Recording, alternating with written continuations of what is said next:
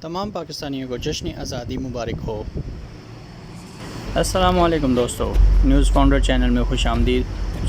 چلتے ہیں آج کی خبر کی طرف۔ فلسطینی سیاستدانوں نے امریکہ کی ثالثی سے امارات اور اسرائیل کے مابین سفارتی تعلقات استوار کرنے کے تاریخی معاہدے پر اپنی مایوسی کا اظہار کیا ہے۔ معاہدے کے تحت اسرائیل فلسطینی علاقوں کے الحاق کو ملتوی کرے گا۔ عرب نیوز کے مطابق یہ معاہدہ امریکی صدر ڈونلڈ ٹرمپ، ابوظہبی کے ولی عہد شہزاد شیخ محمد بن زائد اور اسرائیلی وزیر اعظم بنجامن نیتن یاہو کے مابین بات چیت کے بعد طے پایا۔ فلسطینیوں کے صدر محمود عباس نے جمعرات کو متحدہ عرب امارات، اسرائیل اور امریکہ کی طرف سے کیے جانے والے مشترکہ اعلان کے بعد فوری اجلاس بلایا۔ مقبوضہ مغربی کنارے کے شہر رملہ میں صدر کے دفتر کے باہر فلسطینی صدر محمود عباس کے سینئر مشیر نبیل ابو ردینہ کا کہنا تھا کہ فلسطینی قیادت امریکہ، امارات اور اسرائیل کے سفر کی اعلان کو مسترد کرتی ہے اور اس کی مذمت کرتی ہے۔ انہوں نے اس معاہدے کو یروشلم، الاقصی اور فلسطینی کاز کے ساتھ غداری قرار دیا۔ معاہدے پر عمل کے بعد امارات اسرائیل کے ساتھ سرکاری تعلقات رکھنے والا تیسرا عرب ملک بن جائے گا۔ فلسطین لبریشن آرگنائزیشن اور اسرائیل نے 1993 اور 1995 میں اوسلو معاہدوں پر دستخط کیے تھے۔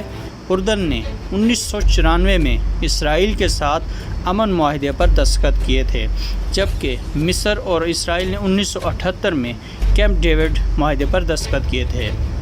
فلسطین میں بڑے پیمانے پر یہ خدشہ پایا جاتا ہے کہ اسرائیل اور امارات کے درمیان ہونے والے معاہدے سے عرب امن اقدام کمزور پڑ جائے گا۔ اس اقدام کی ثالثی اس وقت کے ولی عہد عبداللہ نے 2002 میں کی تھی، جس کے تحت اسرائیل کے ساتھ معمول کے تعلقات سے قبل عرب سرزمین سے اسرائیل کی مکمل واپسی کی شرط تھی۔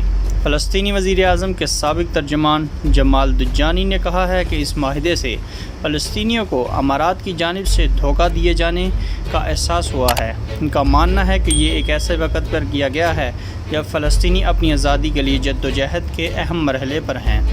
عرب نیوز سے بات کرتے ہوئے جمال دجانی کا کہنا تھا کہ اسرائیل کا الحاق کا منصوبہ غیر قانونی اور نان اسٹارٹر ہے۔ صدر ٹرمپ کا کہنا ہے کہ بات چیت شروع سے برف پگھلی ہے، لیکن دراصل اعتماد ختم ہوا ہے۔ فلسطین کی آزاد سیاسی جماعت المبادرہ کے رہنما مصطفیٰ بارغوتی نے ایک بیان میں کہا کہ امارات نے فلسطینیوں کی پیٹھ میں چھرا گھونپا ہے۔ انہوں نے مزید کہا کہ یہ معاہدہ مغربی کنارے کے بڑے حصوں کے الحاق کے اسرائیلی منصوبے کو منسوخ کرنے کے بجائے صرف معطل کرنے کے فیصلے کی بات کرتا ہے۔ دوسری جانب ترکی کا صدر رجب طیب اردوغان نے اس معاہدے کی سخت ترین مذمت کرتے ہوئے بھرپور ایکشن لیا ہے۔ ترکی کے صدر رجب طیب اردوغان نے کہا ہے کہ متحدہ عرب امارات اور اسرائیل کے درمیان معاہدے پر ان کا ملک امارات کے ساتھ سفارتی تعلقات معطل کرنے اور اپنے سفیر کو واپس بلانے پر غور کر رہا ہے۔ عرب نیوز کے مطابق جمعے کو ترکی کے وزیر خارجہ نے کہا کہ اس طرح کا معاہدہ کرنے پر تاریخی امارات کے منافقانہ رویے کو کبھی معاف نہیں کرے گی۔ ان کے مطابق اس معاہدے نے مشرق وسطیٰ کی سیاست کو بدل کر رکھ دیا ہے۔ امریکہ کی معاونت سے طے پانے والے اس معاہدے کے تحت اسرائیل نے رضامندی ظاہر کی ہے کہ وہ مقبوضہ مغربی کنارے کے علاقوں کے الحاق کا منصوبہ معطل کر دے گا۔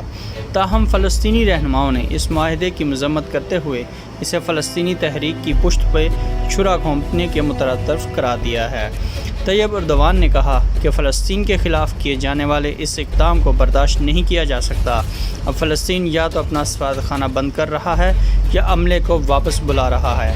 ہمارے لیے بھی اب یہی آپشن ہے۔ جمعے کو میڈیا کے ساتھ گفتگو میں انہوں نے کہا کہ اس حوالے سے وزیر خارجہ کو احکامات دیے گئے ہیں۔